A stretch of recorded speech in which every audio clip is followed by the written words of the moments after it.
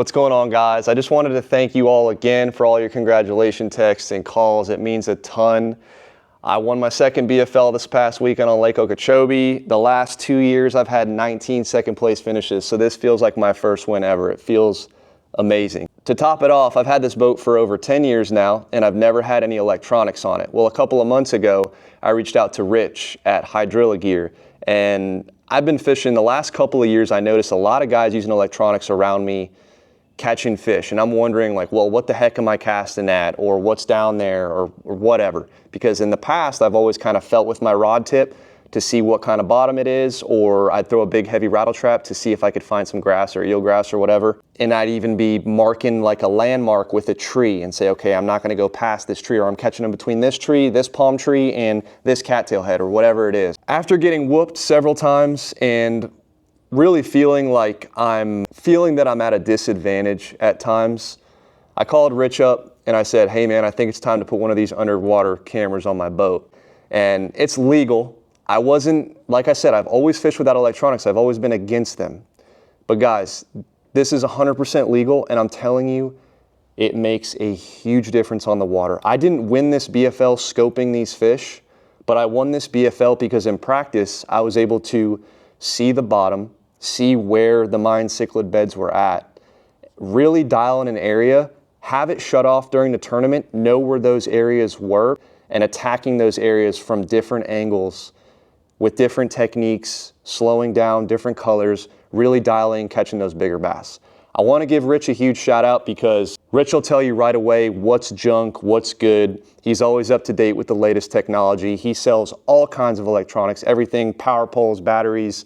He rigs boats. He properly rigs boats with the proper wiring. He does extremely clean work, and he's honest. He'll tell you right away, like, don't put this in there, put this in there, update it to this, or if a new part comes out, he'll call you and say, hey, I think you'll benefit if you get this part, or whatnot. So him and I went back and forth a little bit about a mount. This being my first unit ever, obviously it's a little uncomfortable when I have something up here.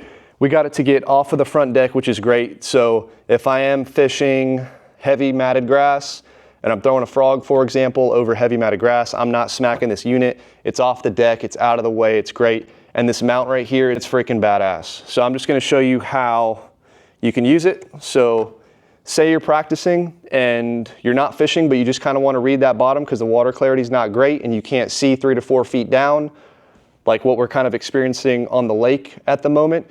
Put this thing in perspective mode. I believe it has like a 130-degree cone, and you can put it 80 feet out and get a super clear image. Again, I'd go to Rich for this just because he knows the proper gauge. The coating on this wiring is important as well. The distance from the transducer to the head, there's a lot that goes into this kind of stuff, and he's very knowledgeable when it comes to that. So going back to this Beatdown Outdoors mount, we went back and forth trying to find a cool mount. I didn't want to be squinting my eyes. One thing that I noticed amongst all my competitors was they were always like kind of bending over, and I just didn't want to be doing that. So Beatdown Outdoors has this awesome mount where you can raise it up to this, and you can get it up even higher. I think it's like 31 inches. And again, when you're in practice mode, you got to kind of learn how to balance fishing with this thing. You don't want to sit there and stare at a screen, because I did that for a day, and next thing you know, my dad was whacking them from behind me and I couldn't catch a single fish because I'm too busy looking at the screen.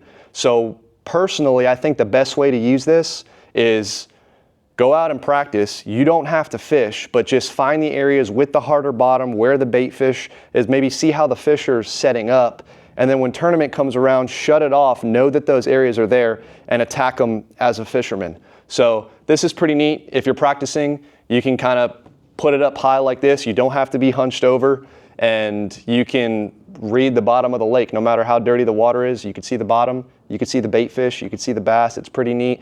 Starting to learn how to differentiate between a tilapia and a bass, kind of learn more about bass behavior and whatnot. And it's another tool that's 100% legal in the fishing game, and as long as it's legal, you gotta have it. It's just one of those things. I like to compare it to a power pole. We all fish Okeechobee, the wind's blowing 20 miles an hour, you need power poles. It's a given. Like, you're at a disadvantage if you don't have power poles. You're at a disadvantage if you're not using perspective mode on Lake Okeechobee. Again, I didn't win the BFL because of it. Did it help me? Yes. There's a lot of things that helped me with this win, and Again, this is a game changer without a doubt. I'm super excited to learn even more about it. So regardless of all the negativity about forward-facing sonar, if you're gonna put your money down and you're gonna compete in these tournaments, I 100% recommend it, because there's gonna be other guys who are using it and they're gonna do well. They're gonna find their own fish. They're gonna find some needle in the haystack somewhere because of it, and they're gonna be winning. So if you're already putting your hard-earned money to compete in these tournaments, without a doubt, I recommend it. Hit Rich up, he'll help you with all the rigging. If you got any questions, just shoot me a DM.